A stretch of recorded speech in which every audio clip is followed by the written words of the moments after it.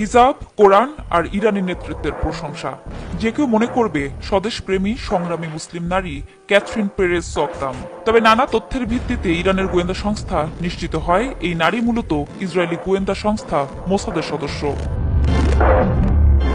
বিশ্বের সবচেয়ে ভয়ানক, নিষ্ঠুর ও দুর্ধর্ষ গোয়েন্দা সংস্থা বলা হয় ইসরায়েলের মোসাদকে। 1948 সালে প্রতিষ্ঠিত এই মোসাদ বিভিন্ন দেশে গিয়ে গুপ্ত হত্যার মতো লোমহর্ষক অপারেশনও করে থাকে নিয়মিত। ব্রিটিশ ফরাসি বংশোদ্ভূত এই ইসরায়েলি নারী নিজেকে শিয়াপন্থী মুসলিম হিসেবে উপস্থাপন করতেন। 2017 থেকে 2021 সাল পর্যন্ত বিভিন্ন সময়ে সাংবাদিক, গবেষক ও চিন্তাবিদের পরিচয়ে ইরানে প্রবেশ করেন ক্যাথরিন। এমনকি তৎকালীন প্রেসিডেন্ট ইব্রাহিম রাইসির সঙ্গেও করেছিলেন সাক্ষাৎ। বেছে বেছে ইরানের প্রভাবশালী ব্যক্তিদের স্ত্রীদের সাথে মিশতেন তিনি, করতেন বন্ধুত্ব। নানা কায়দায় কার স্বামী কোথায় কর্মরত, কখন কোথায় যাচ্ছেন, কার সঙ্গে মিটিং করছেন, সব তথ্য পেতেন ক্যাথরিন। পরবর্তীতে সেই তথ্যের ভিত্তিতে চালানো হতো গোপন মিশন।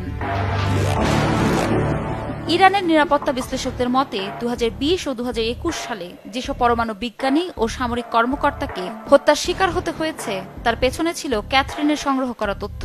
2021 সালের শেষ দিকে ইরানি গোয়েন্দারা তার গতিবিধি নিয়ে সন্দিহান হলে ইরান ত্যাগ করেন এই নারী। এদিকে ইসরায়েলি গোয়েন্দা সংস্থা মোসাদের হয়ে গুপ্তচর বৃত্তির অভিযোগে বেশ কয়েকজনকে গ্রেপ্তারের খবর দিয়েছে ইরানের বিভিন্ন গণমাধ্যম।